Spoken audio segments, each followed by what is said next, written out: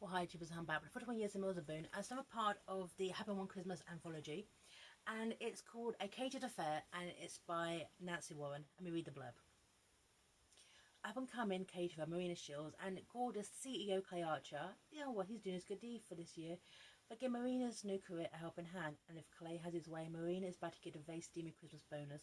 Okay, now it's not actually liked about this Mills and Bone novel, and not actually, I actually didn't. It felt very, very rushed. I think this may be an actual novel, as kind of like pushed down into a novella, but I think a lot of it could have been more expanded upon. It's not that we don't know about these characters, which is a shame. Essentially, Marina starting off her business. She's having a bit of a bad time. I broke up with her ex, Pierre. They started a business together, and he basically screwed her over, and now she's doing it all alone because she's feisty and independent. And then she's catering at this lovely event, okay, where someone is actually trying to sabotage her food, okay, by mixing glazed cherries in with Swedish meatballs. And if that ever happens, just pass it off as a culinary thing, okay? Right, just say it's yeah.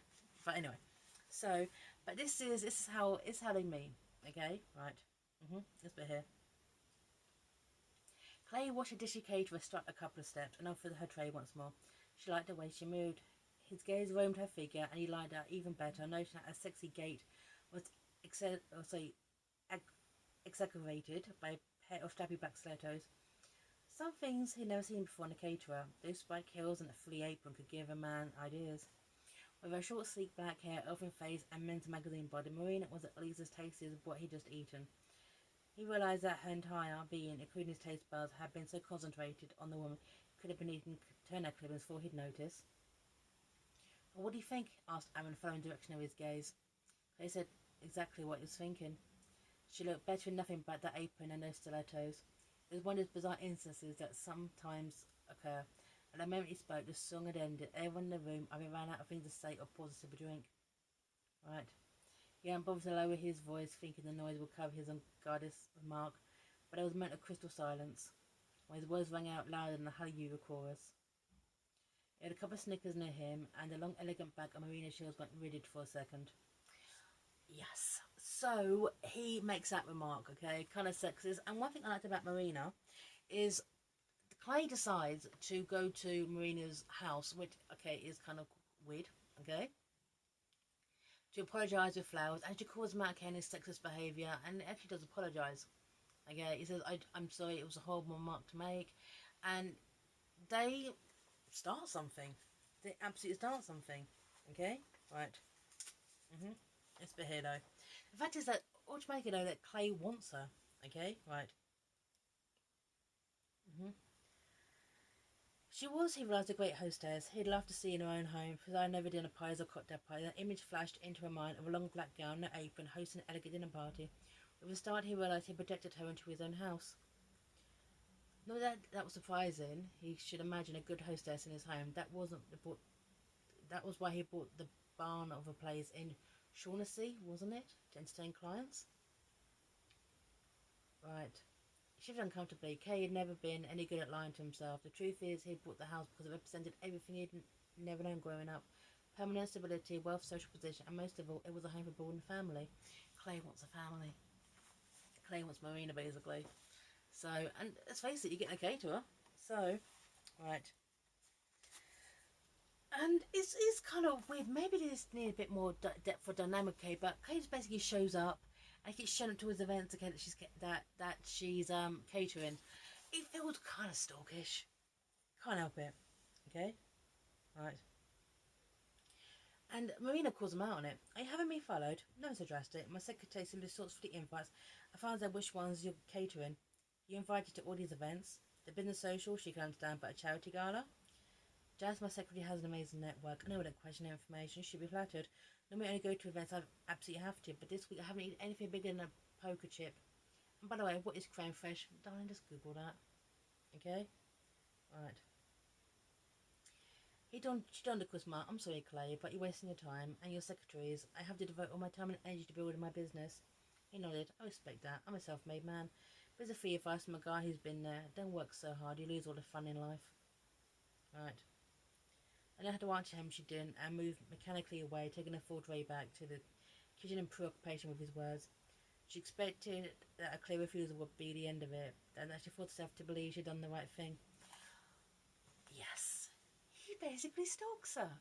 He wears her down. You see what I mean? It comes across so stalkerish. So, but at the same time, Pierre is such a bastard backstage that he's the one sabotaging Marina's business and is using one of her colleagues to do it. Okay, Francois, also French, obviously, right? I don't want to, but I owe Pierre money. My girlfriend's pregnant, and I promised her I'd look after her and the kid. And Pierre, he tells me he needs the money back for not order all these things. If you've come to me, told me I would have helped you. I did come to you. Just dramatically. Don't leave my smokes here. I was going to tell you, but the guy was here. Right. He was going to confess, but Clay was there, so obviously it didn't happen. So Pierre's been sabotaging her business. Okay, by Francois. Through Francois. For £5,000. Right. But Francois is so ashamed. That's kind of sort of how Pierre's been sabotaging her business. This is when kind of Clay, in between everything else, kind of, I don't know, takes over. Okay? Right. That's the thing, he takes over her business. He basically contacts Pierre to come to his company, okay, and makes his demands, okay, to back off, okay, for Marina. Right, this bit here. Right. Here's what we're going to do, Clay said later that day to Pierre, whose initial Gaelic charm had dwindled to blustering incredulity, and finally, when confronted with Francois' sudden confession, to sudden fury. What? He spat. You're going to have your company appraised and you're going to give Marina a check certified for half the value. That's crazy. The bitch is lying. She never. Watch your mouth. Clay's hands involuntarily bunched into fists, and Pierre flicked an alarmed glance at them. That's nonsense. What are you, the judge or the jury? He scoffed. No, we call the cops if you prefer. Clay shrugged and finished the confession. Up to you. Right. Clay flicked a glance to his lawyers, Alan, silent, telling him to take over. My husband's preference would be to work this out amongst ourselves. You pay Mrs. Shields what she's entitled to, and this goes no further. Right. Pierre spoke to Clay, and if I spit in your face and walk out of here, oh God, so French. So French. Right. Just imagine this in a French accent, by the way. I give it to the Jews, okay? The author doesn't write accents, which is good. But imagine this in a French accent. It's kind of hysterical, you know. I spit on you, you pig dog. First, your face won't be so pretty when I finish with it. And second, I tell you a little story to everyone I know in town. I know a lot of people and a few journalists too. So Clay shows his power. He shows he's in control of this. And he sorts this out for Marina because he thinks he's doing the right thing, but he stalks her. Okay, he wears her down. He tackles Pierre. She never gets that closure. Okay, and he thinks he's doing the right thing. Okay. So, and then obviously they start hooking up, and it's great. Even though obviously after the event, Marina freaks out and runs away because she kind of gets scared because maybe it's going a little bit too fast because this is like a 2-week gap. Okay, it's been here, but one thing I did like is this. Okay, I will give Anthology some respect. Is the way she writes Marina, because this is rare. She was young and healthy. She liked sex, and sure as hell could use attention release. Why shouldn't she indulge? Clay was an attractive single adult male. It's exactly what she needed. Right. He ignored the warmth in his eyes that was about more than last, and the jerky response of her heart as she returned his gaze. She shut her eyes and let her fingers do the talking. And they have amazing sex. They make love. Okay? Did I give it to lust? It's like hook up. It's not. They make love. And lots of it. Okay? Right. And then, obviously, okay, they're in Clay's big fancy apartment. And then there's a knock at the door because it's Christmas and his family show up for Christmas. Well, Clay's got a big house. Suddenly they bring... Clay was like, I can't come have for Christmas, so they bring Christmas to him. Okay? Alright. 2-week gap. It's a bit here. Alright? Alright. She's a caterer. It's a busy season. So Maria had no idea she was spending Christmas with Clay, but he thought he'd best get information from his mother. He hadn't even asked her at this point. Okay? So the woman who bore him huffed out a breath, so he heard the public disappointment across the continent. So the girl is more important than your family. She's not some girl. I'm going to marry her. That piece of information he would come as a surprise to Marina. He was going to marry her though. He'd already decided, and she did need him. She didn't like he didn't like the dark circles under her eyes, or look of despair when she learned how deep her former lover's deceit could be. No, she needed him. Getting married? What when? The news changed, I was telling as if he knew it would. But probably like tiny grandchildren waiting in the wings. Haven't asked her yet, it's a little complicated. Right. Do you see the problem? 2 weeks of courtship. A hookup. He sorts her life out. And he's gonna marry her. He's decided that's what's gonna happen. I hate this sometimes. Right. And then Marina, okay, is so busy with her job because obviously she's a caterer at Christmas, okay. And by the way, for those who are caterers right now at this global time, I hope you're back on your feet soon, okay.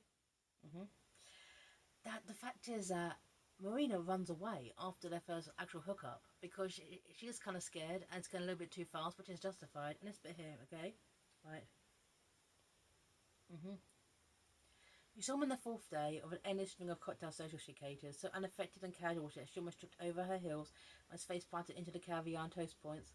She managed to hang on to the food, but nothing that could hang on to her composure. She felt the heat in her cheeks as she cursed herself for blushing. "Hello, Clay," she said, trying least for a cool tone. She could have sworn his eyes were laughing at her, although he knew exactly what he was thinking and feeling, although he planned it this way. Probably did. Probably did. Right. But then Marina finds out about what he did with Pierre, and this bit here, okay? Right. Right. This is the proposal. We get married. His voice rose on the words, making Mary sound like a threat, which it was. A threat to her serenity, a peace of mind, everything she was trying to build for herself. I tried that. It didn't work. The hell you did. It's really steaming now. So much romantic morning up in bed. Made a mistake and got engaged to worthless piece of slime. It happens. Don't let it ruin your life and your shot of happiness. Is it, Marina? Can't you feel it? Hell, I know you do. I wouldn't have chosen you either, but it happened. I love you and I know we can be happy together. You wouldn't have chosen me? For some reason that made her smile, even though it's slightly painful way. No, you're too complicated, too much baggage, too little trust. I had my trust stolen from me. I'm trying to give it back. And this is when he pulls out the drawers. Here we go. Right. I've saved this for later, but a present for you. He pulled open a drawer and handed her a sheaf of papers. Puzzled, she took them and read Perrier's sign of arrangement to give her half the value of Delicioso, sorry. I somewhat felt as though she'd eaten a couple of handfuls of gravel. You did this. Then most of my lawyers did this, and all I did was get hold of Francois and get him to write down everything. He never told me. Good, I made him swear he wouldn't. You did all this behind my back? You gave me this on several platter. I didn't have to even lift a finger. Honey, it was a gift. It was my battle to fight, my problem. I thought you'd be happy. I am yourself, but I hate that you push me and manipulate me and take care of me. I'm perfectly capable of taking care of myself. Right. But, yeah. But the way that Marina rationalises this, because I thought he wouldn't be pissed at this, okay? He just kind of swooped in and tried to rescue her, and then she was trying to sort out by herself, okay? He's got the money and all the power, can basically do what he wants. And the way Marina rationalises this is, right.